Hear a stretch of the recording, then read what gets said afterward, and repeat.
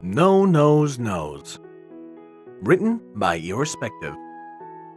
Chapter 20. Meetings, Meals, and Makeovers. Wow, that was boring. Bean couldn't stop the truth from spilling out. I could also use tedious, trite, monotonous, stupefying, dull, and to get any further, I'm gonna need a thesaurus and a few minutes to find really good words. That it was, but it was also very important. Celestia gave his cheek a kiss before they began walking down the hall. The wrong gravel will lead to drainage issues and flooding, just as Minister Dusty Bottom said. Yeah, but still, 2 hours to talk about rocks, and not even big rocks. Teeny-weeny rocks just the right size and made out of just the right rock stuff to allow drainage without clumping or shifting. And what's worse, I think I started to understand him at the end there, just about the time my brain started oozing out of my ears from boredom. I'm afraid this is what life of royalty is really like. There will be a healthy amount of tedium in your days from here on out.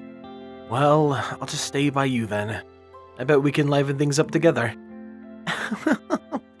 Don't tempt me. She giggled with him. I believe it'll take very little to convince me to engage in your nefarious plots. Auntie Celestia, Bean! Cadence called out from behind. The newest and yet oldest royal couple paused, and both smiled as they turned to greet her. Good morning, Cadence. Celestia warmly greeted her niece. You seem to be missing some, Pony. I don't know where he ran off to. I was actually hoping you'd seen him. No, I'm afraid we haven't, Celestia replied, and Bean shook his head to emphasize the point. We have been in a meeting for most of the morning. Where did he go then? Cadence asked herself. I'm sure he's around here somewhere. Have you checked with the guards? A couple of them, but they haven't seen him either. Or they're covering for one of his hocus pocus, the get-together games. He mentioned something about perfecting his aggro deck last week. Well, he couldn't have gotten too far away. It is possible he called away to deal with an issue with the ranks of his guards. It was just then that Sergeant Pokey rounded the corner and cleared his throat. Excuse me, Your Highness, but Captain Armor wants me to inform you that he has lunch ready in the private gardens. He will receive you at your leisure.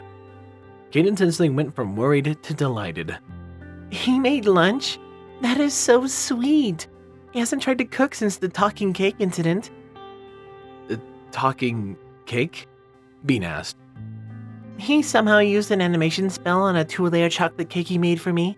Cadence explained as they all began walking with the sergeant towards the gardens. It was a lovely cake, but it kept shouting and hurling insults at us and neigh ponies for some reason. So, what did you do with it? Well, it wasn't easy to find a translator, but apparently it had anger management issues, stemming from when it was just a little bundit cake and its cocoa father left its milk mother. We got it into some counseling, and now it's on a speaking tour of the Empire, sharing motivational advice and positive life-affirming lessons. Eventually, you would like to settle down with a cute cream puff and have some mini lava cakes of its own. Bean really didn't know what to say to that. I told him he needed to work on his animation spells. Celestia casually replied. He had a whole room of spears dancing around once with no way of stopping them. Oh, I'm sure he's gotten better though. He wouldn't have tried cooking again if he didn't feel confident. Do you seriously have a talking cake walking around the Crystal Empire? Bean blurted. Celestia bit her lower lip to hold back a snicker, but Cadence remained calm. Why would you doubt my story, Bean? Because if a cake had come to life in my house, my mom would have stabbed it to death, and then my dad would have sold it for 20% off. Celestia did snicker that time. Alright, you got me, Cadence replied with a laugh. The cake started talking, yes, but as soon as it said that it was going to go straight to my hips, I canceled the animation spell on it. Sadly, I remember it being a bit dry too. Bean chuckled with the other two. You had me worried there for a minute. I guess Shining Armor needs to learn how to put chocolate pudding in his cake mix, and I need to learn how to be less gullible. That's not so easy, given your present company, Cadence said. I remember Auntie Celestia pulling a few fast ones on me. If you can be good-natured about our teasing, you'll be fine, Celestia added. And you're welcome to try to get one on us as well. Right. He gave them both a flat smile. Nothing could possibly go wrong with that. The three of them chatted about a couple of their favorite stunts and pranks as they made their way out to the gardens. Bean was interested to find out that his little area was walled in and guarded, but yet open enough to allow perhaps 40 ponies or so at any one time. Other than that, it was a miniature of the regular gardens. Stone paths, 2 or 3 small statues, a quaint pond near the middle, and a small flower patch spread here and there. It was pleasant, and Bean liked it. You know, I have been neglecting that corner of the gardens for too long. Cecilia glanced down to Bean and gave him a smile that was brighter than her own sun. I think I should plant some sunflowers over there. They would be just perfect, and add some much-needed life and color. I don't know, he said with a wary grin. There's some weird pests that get into them. You'll have to be careful. I think the risk is acceptable. More laughter came with this, and the royals then found shining armor near the pond and under a stately and shady oak tree, a large red checker tablecloth beneath him. He smiled and waved once they made eye contact, and he pulled a rather sizable picnic basket from the side of the tree as they finished walking over. Shining armor, you stupendous stallion, Cadence gushed. You made us a picnic lunch? I thought I would try and give Bean some competition, he replied with a wide grin. It's nothing fancy, but I think it'll work. Cadence peered in the basket, giggled a bit, and then levitated the plates and cutlery out as Bean and Celestia sat down together. It only took a moment for the picnic items to be distributed, and Bean thanked Cadence when she presented him with a fluted glass filled to the brim with freshly squeezed lemonade. So, Chef Armor, what exquisite cuisine have you created for our enjoyment? Bean asked. Well, I tried to channel my inner gourmet chef as I prepared this, so I have a 3-course meal. For appetizer, I have fried green tomatoes. Oh, those look good, Cadence remarked, as Shining levitated a bowl of them out. You did this by yourself? Chef Beat may have given me a few pointers, but I did most of it. Please, dig in. Bean took a bite, chewed thoughtfully for a moment, then forced his face to a pleased neutral. He didn't need to critique this, he just needed to enjoy it. And in fairness, they were decent. A touch on the thin side, now that he took a good look at them, and a bit too thick on the breading. It also used tomatoes that were a shade too green, and they were nearly swimming in pepper. Shining had let the fry oil get too hot, so the outside was seared dark while the insides were barely cooked. They were crunchy little concoctions, but they were made with love, for those he loved, and that was all that mattered. Bean listened politely and tried not to crunch too loudly while Shining and Cadence discussed some things relating to the Crystal Empire over with Celestia as they ate. Production was up, and the manufacturing of crystal-related items was really beginning to take off, but the overall capacity to manufacture was still stunted, and the ability to get it to market was a concern as well. A few ideas were thrown about on how to alleviate these problems, and Celestia also encouraged them to work on broadening their industries so they could better weather any potential downturns in the economy. Then the main course came out, Daisy sandwiches. Bean smirked a bit as Shiny described how he had slaved and toiled over a hot oven to make the sandwiches perfect, but he said nothing and allowed the captain to play it up. Compared to the fried green tomatoes, the sandwiches were quite delicious, but Bean questioned the use of pumpernickel bread, and Shining really could have cut back on the amount of daisies he'd smashed into the middle. Bean, are you okay? Celestia asked. You seem awfully quiet. Oh, I'm fine. I'm just listening. I don't have anything to add to a discussion on factory output and logistical concerns. Well, then let's change the subject, Cadence replied. We did come here to get to know you better, Uncle Bean. And I thought Prince Bean was going to be weird to hear. He chuckled. It'll grow on you. I know. Let's play a game. Shining gave his wife a knowing look. 20 questions? She smiled at him smugly. 20 questions, but I think we'll just do a couple for today. Bean smiled a bit as he glanced between them. I get a feeling this is not the 20 questions I'm familiar with. No, I've modified it a bit. I would play this with my new clients when I was a full sitter to help break the ice and to get to know the foal I was watching. I asked the question about you, and then you asked me a question. It's a fun way to learn about a pony. And I usually gave a little toy or permission to stay up past bedtime as reward. Can I not answer a question? You can. The fun of it gets ruined otherwise. All right, Bean said with a smile. Why don't we all try it? This does sound kind of fun.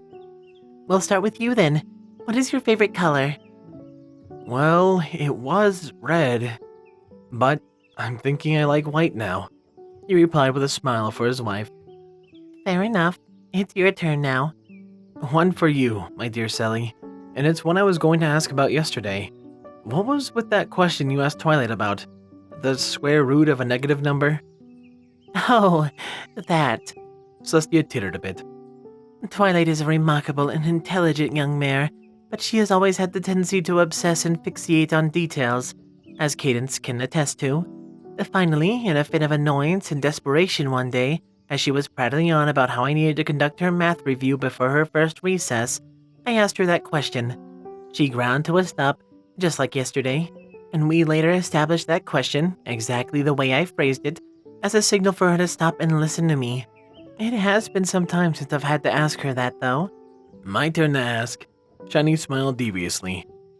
Bean, did you go to public or private school? And in either case, could you stand the meals they provided?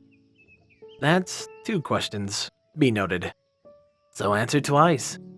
Bean rolled his eyes a bit. Alright, I went to public school, and yes, I ate the lunch most of the time. My family being in the business they were in meant that a home lunch was always overcomplicated. In fact, there's a kind of funny story with that. First day of kindergarten, right? Little Bean is elated to go, and my parents let me make my own lunch for the first day. I was so eager to show off what I had made, and to see what every pony else had, because obviously every pony worked in a restaurant and has access to premium ingredients. So we get to lunch, and I sit down at the table and pull out a little napkin and put it in my lap before I begin, all proper and neat. I then started to unpack. Now, of course the other kids have the usual stuff, peanut butter and jelly, hay chips, little sandwich cookies, the like, and then Little Bean pulls out a mixed green salad lightly tossed in balsamic vinaigrette dressing, a glazed vegetable dumpling the size of my 5-year-old hoof, and a small container of apple puree, not applesauce, mind you, there is a difference, and 6 ounces of grape juice that were less than 12 hours old. I remember getting it all set up, grabbing my fork, and then finally looking around at whatever pony else had. I was shocked they all had common fare, and they were all astonished that I had such fancy food. I think I spent most of that lunch trying to get my classmates to pronounce vinaigrette properly. And the worst part? He added as they all laughed lightly at the story. The worst was when I pulled out my dessert. I had a homemade pudding that was so rich and creamy made every pony's mouth water, including Mrs. Willow's. I had to bring a tub of it with me the next day to share with every pony. I would love to taste your pudding. Could you show me how to make it? Celestia asked with a sly smile. I'll show you how to make it tonight. How's that? Bean said, trying to figure out why Celestia was snickering in her hoof and Shining Armor had turned away to cough vigorously into his napkin. What did I say? I'll tell you when you're older, Shining replied somehow. Bean shrugged before turning back to his wife. Is that acceptable? He added. It sounds delightful, Celestia replied with a quick nip of his ear. Good. Now, let's see. Bean thought for a moment. Cadence, have you ever regretted helping 2 ponies fall in love? No, She cheerfully answered. but I don't force ponies to fall in love either. That makes all the difference. I just help them to see what they already have. Wow. Not one? Not ever? Not a one. Now, some relationships haven't worked out, but even then they stayed friends, so I haven't had any regrets. Except for the guppies. Don't ask about the guppies. I hope that continues, Celestia remarked. Perfect streaks are hard to maintain, however. Bean somehow felt that she was speaking from some personal experience. It may happen one day, but even then I'll keep at it, Cadence said. Bean felt impressed, and he was sure it showed. Cadence's devotion to her craft was inspiring, to say the least. One from me, Celestia stated. Where does the phrase, bite the bark, come from? Ah, yes. That just bites the bark, doesn't it? Bean paused for a moment and gathered the details he would need in his head. Honestly, no Bean is totally sure where it came from or how it started. However, folklore tells of an ancient Bean, the first to take up a ladle and knife and ply the trade of cooking. He made music with mashed potatoes, soliloquies with string beans, and fortune from figs. This Bean of Beans, however, became cocky and arrogant. As his skill grew, so did his fame, and his fame came, so did his ego. He soon proclaimed himself the greatest cook that had ever been or ever would be, and that none would dare challenge him. Interestingly, some versions say that you, Sally, sent a challenger to bring this Bean back down to reality, though I think you would remember if this happened. It is rather amazing to see how often I commission a warrior for these sorts of things. Celestia smiled and tapped her chin with a huff. I don't recall sending a challenger for any cooking competitions, or to eliminate any rogue chefs, but it is within the realm of possibility, I suppose. Well, Celestia sent her not. A challenger did step forward. The terms were simple. Cook a better meal for a panel of judges. It would be an epic clash of skill, and Bean agreed readily to the contest. So to make a long story short, the Bean lost. It was then he realized he'd never bothered to find out what terms he'd agreed to, and the challenger sent him to gather and split firewood with only his teeth. He began to do so, and thus began biting bark. It's also not clear how long he had to do this, but once the lesson was learned, the challenger allowed Bean to stop, and then from then on, the phrase, to bite the bark, came to either dealing with extremely uncomfortable situations or as my reminder to avoid arrogance and pride. My parents on occasion would send me off to school with the admonition to remember not to bite the bark, and it was a catchy little way to remember to be humble and friendly with others. That's a fun little story, Cadence said with a smile. Now, a question for the good captain, Bean said. Uh-oh, said Captain replied while bobbing his eyebrows. What is one piece of advice you would give me to help me transition into being a prince? Shining nodded his head in appreciation. Honestly, be yourself. You're going to feel an immense amount of pressure to change or to be different so as to fit with Celestia, or the nobles better. But don't let it get to you. Celestia loves you the way you are now. If you change in a way that's not true to yourself, you'll ruin the magic you share. Don't be afraid to do Bean things and to say Bean stuff. Don't worry about if you're being princely enough. Worry more about being Bean enough. Bean glanced up at the Celestia, who gave him a warm smile. He is right. There will be some who will want you to twist and contort yourself to fit their molds and ideals. They will say you are being a disservice to Equestria by being a Bean, and you are an embarrassment and an outrage. You are not. I think you are perfect just the way you are. Thanks. I'll remember that. A few more questions were tossed back and forth as they finished their sandwiches, but they were light and fun in nature. Celestia, however, was eventually forced to announce that she and Bean needed to attend day court. Before they left, however, Shining had at least one part of mail to share. Fresh brownies. Oh, these look good, Cadence remarked as Shining handed out a sizable square to every pony. I hope they are. Chef Beat said this was absolutely the best recipe for brownies. Hopefully they measure up to Bean's. But I haven't made brownies here yet. I need to do so now so we can... Bean squinted out the brownie in his huff. He had given it a usual sniff for new food, but something smelled very wrong. He took another deep whiff, then coughed. Shining, are you sure you put... Blah! Shining spit his bite out and then began wiping his tongue with his hooves. Celestia and Cadence were a bit more dignified about it, having calmly lifted their napkins up, but still offered the offensive square came out and faces of disgust were pulled. Sugar in them, Bean concluded. I think you grabbed the salt by mistake. You get to cook from here on out. Shining groaned as the lemonade began to disappear quickly.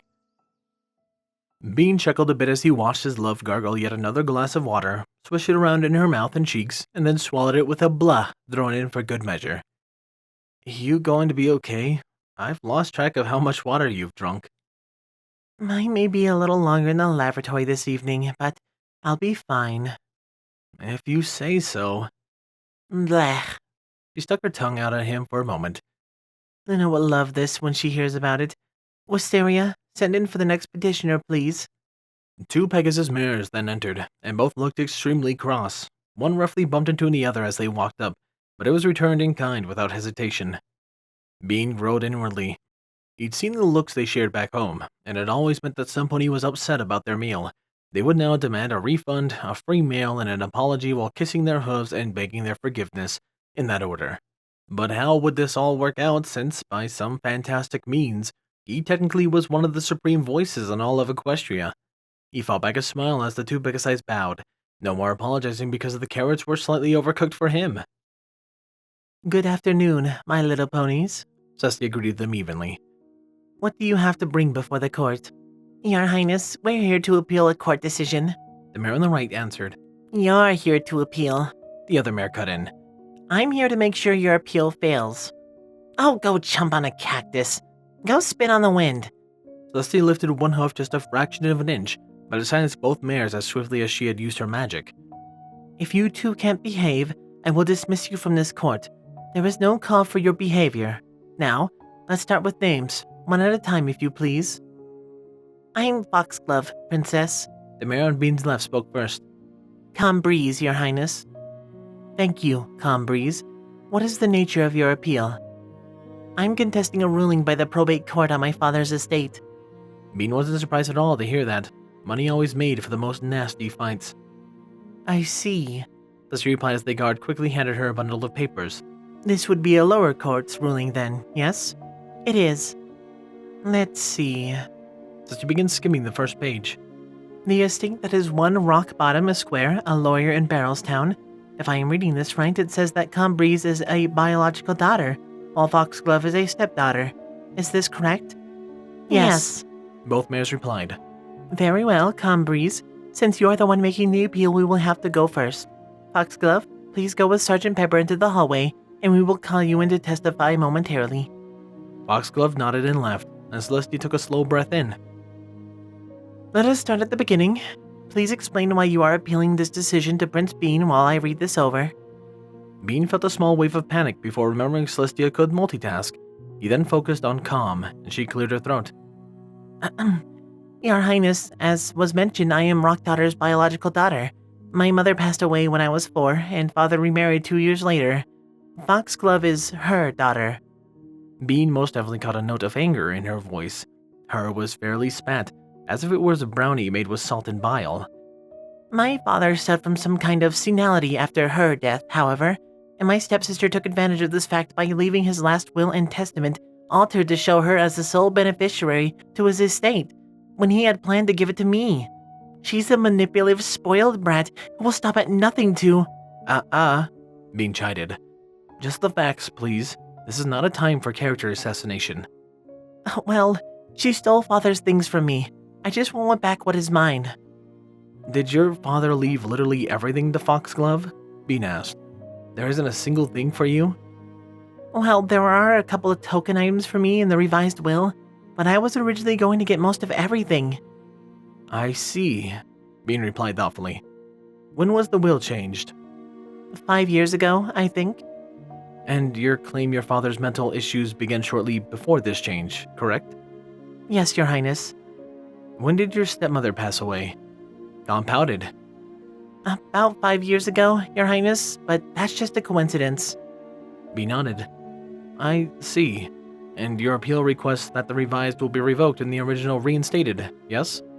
Yes, Your Highness. Thank you. If you will, please step out while we speak to Miss Foxglove. The mare switched, and Foxglove bowed deeply before the throne of Equestria.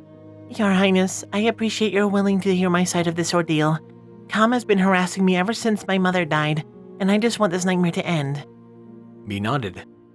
Why don't you tell me how this all came to be? Well, that's a simple enough story. Calm's mother died when she was 4 or so, and Rockbottom married my mother a couple of years later. She, my mom that is, had divorced my real dad a few months before this, so there's always been some question about my mother's real motivations.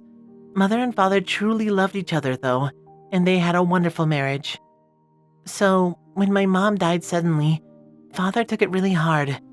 I'm sure Calm told you he suffered from some sort of mental issue, but the only thing that afflicted him was a broken heart. He just— well, he lost the will to live, I suppose. A few months before he died, father sat down and told me about the will. He had rewritten it with mother, and he explained that I would receive most of his estate, since Calm had squandered her part already. My sister couldn't be bothered to visit during father's last days, or his funeral, but she showed up real quick when she found out she didn't have any inheritance left. I don't want her to steal what was left to me. She will just squander it on parties and expensive clothing, and whatever else she wasted her portion on while she was in college. This was just a last-ditch effort for her part. I'm pleased the probate court has ruled in my favor, and I'm sure your highness will too. Bean asked 1 or 2 more questions about Calm Breeze and her wasteful spending habits before inviting Calm back into the throne room. The sisters glared daggers at each other while Celestia continued to review the court ruling with Bean. But in low whispers, the princess pointed out to her husband that there was no evidence to support Calm's case. Princess, please, Calm Breeze begged after a few minutes. I just want what's rightfully mine. Yours? Foxglove spat. You spent your part already. Father was trying to protect me, you dunderhead. Look, you hag, I was doing just fine until… May I remind you that you will be dismissed if your behavior is not appropriate, Bean stated. He wasn't afraid to pull some authority on two squabbling fools. He'd done it a dozen times back home. Cram it, Mustard, Calm shouted back at him, her face going red in anger. You're not in charge, Celestia is. Enough. Saucy sent a pulse of magic through the throne room that pushed every pony besides Bean and herself a foot from where they were, and every flag and banner in the hall snapped loudly. The two burgeoning mares were immediately silenced by the outburst, and all eyes were on the princess who had her wings fully flared and her head slightly bowed. Listen to me very carefully, she stated without looking up. Her tone was cold and haunting, complete and absolute, and Bean felt a twinge of fear slink down his own spine, despite not being the one who was in trouble. Prince Bean has equal standing and authority with me, and I will not tolerate crass insults against him in this court. Is that clear? Yes, Princess, they both meekly replied. Saucy gave her full undivided attention to them now, and she took on an even more fearsome look in doing so. Calm breeze. I see no fault in this ruling. Do you have any physical proof, a statement from a doctor, a notarized document from a reliable witness, or anything of the like that shows your father did suffer from the symptoms you have claimed, or that he was manipulated in any way? No, I don't.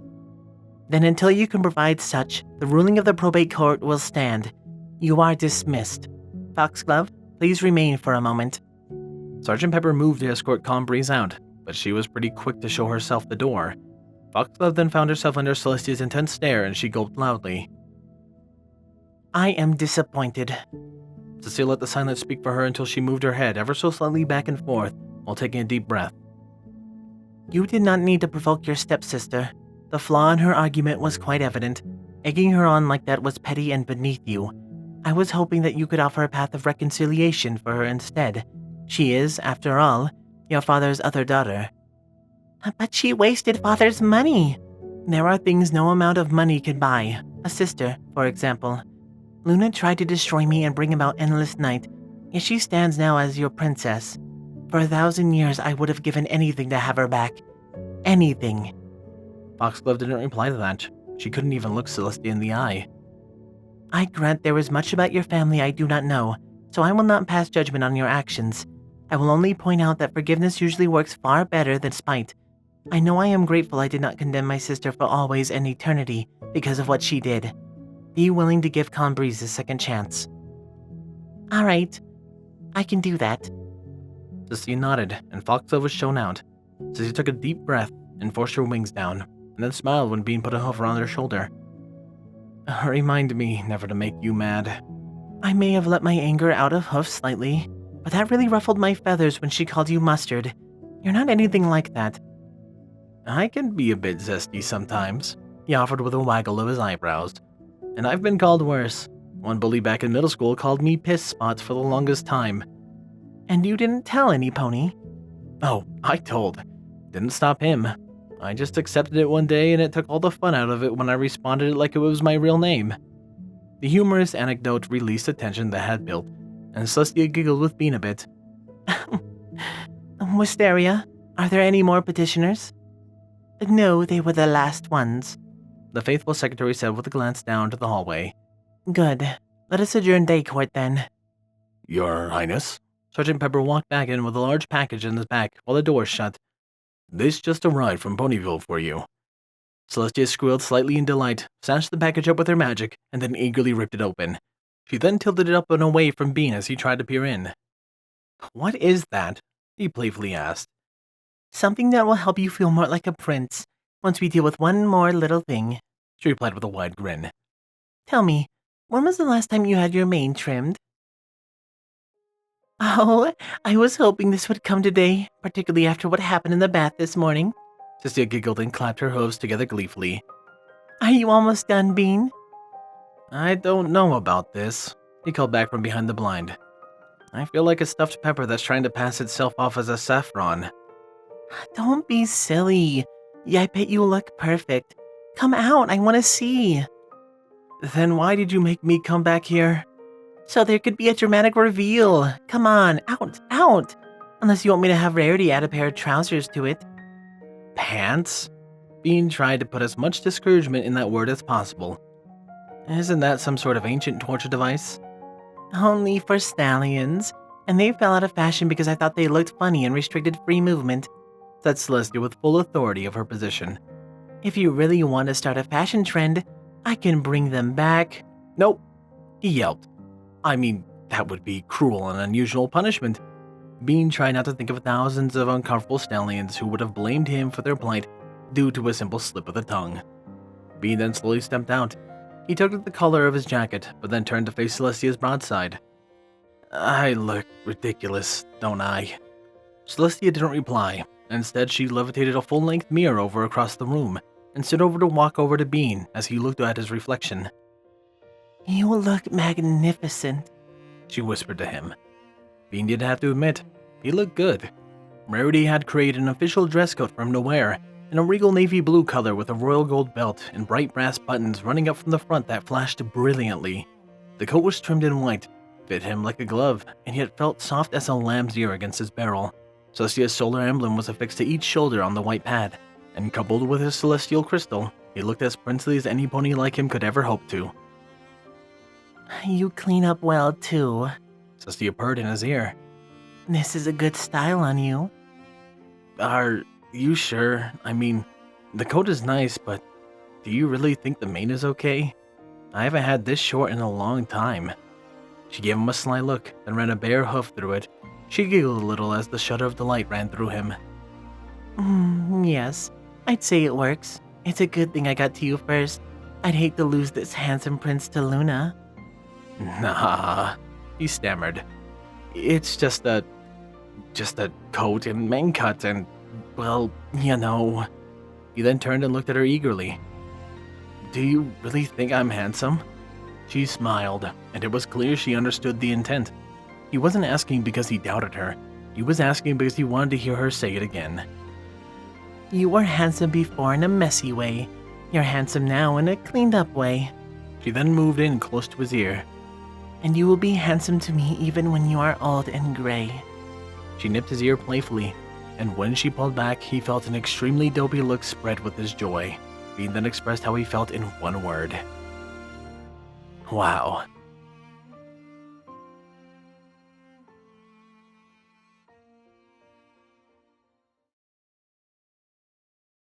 What an absolutely adorable chapter, and oh my gosh, I absolutely love the Celestia and Bean's relationship. It's so cute and wholesome. It's got a slow burn to it, but a really respectful slow burn, and it's one that, hey, we all can wish for. It's very fairy tale, but I'm sure a few of us will get it, and I hope all of us. What else I hope to show is my absolute love and appreciation for my Patreons. Thank you, Squall, Windfeather, Juan de Lapaz, Starlight Blaze, Rainflicker, and Dreamless Portal. My two Patreon Sword Brother and Mordred, Danish Dash, Nocturne, Solus, RD Bryant, Captain BlueShadow, HKH4 aka Texture, and the Animated Ghost. And of course a large thank you to Silent Titan. I appreciate you guys' support so much and it means a ton to me. However, this has been Firehearth. Have a wonderful day.